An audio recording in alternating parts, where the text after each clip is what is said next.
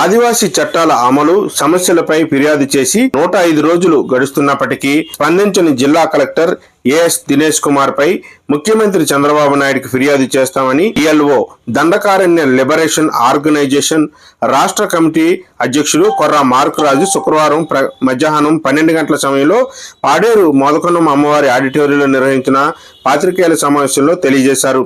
ఈ మేరకు ఆదివాసీ ప్రాంతంలో ఉన్న సమస్యలపై కరపత్రాన్ని విడుదల చేశారు. ఈ సందర్భంగా ఆయన మాట్లాడుతూ తమకు పెద్ద దిక్కుగా ఉన్న జిల్లా కలెక్టర్ తమ సమస్యలపై స్పందించకపోతే గతంలో మాదిరిగా మావోయిస్టులకు చెప్పుకునే పరిస్థితులు ఇప్పుడు లేవని, అయితే వారికి చెప్పుకోలేని పక్షంలో తమ సమస్యను ఎవరికి చెప్పుకోవాలని ప్రశ్నించారు. ఈ మేరకు కలెక్టర్పై ముఖ్యమంత్రికి ఫిర్యాదు చేస్తామని తెలియజేశారు. అయితే రానున్న రోజుల్లో తమ సమస్యలు పరిష్కారం కాకపోతే స్థానిక ఆదివాసీలంతా ఉవ్వెత్తున ఉద్యమానికి సిద్ధమవుతున్నారని హెచ్చరించారు. ఈ కార్యక్రమంలో ముఖ్య కార్యదర్శి కొండపల్లి కాంతారావు, కోరాబు ఆనందరావు, డిఎల్ఓ నేతలు పాల్గొన్నారు.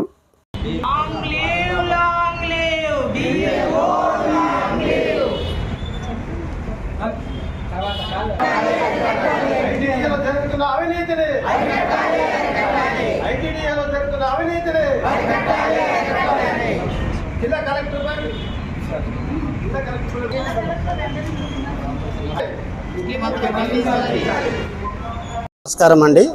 అలాగే మీడియా మిత్రులకి, అలాగే దండకారణ్య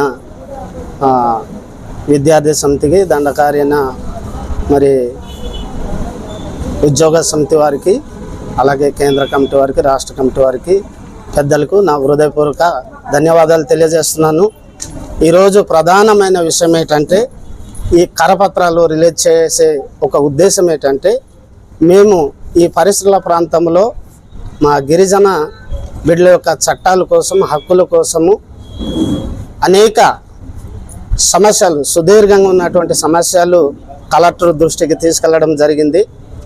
అది జనవరి 9వ తారీఖు 2025 సంవత్సరంలో మేము కలెక్టర్ గారికి అపాయింట్మెంట్ తీసుకొని కలవడం జరిగింది. మా గిరిజనుల యొక్క సమస్యలు ఆయనకు మరి లిఖితపూర్వకంగా సమస్యల్ని ఆయనకు ఇచ్చి మేము మాట్లాడడం జరిగింది.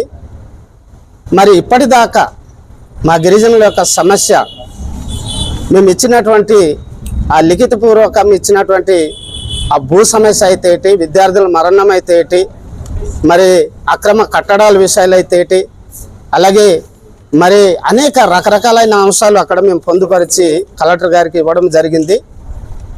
ఇచ్చి ఇప్పటికీ 105 రోజులు అయిందండి. కలెక్టర్ గారు తన పరిధిలో ఉన్నటువంటి సమస్య కూడా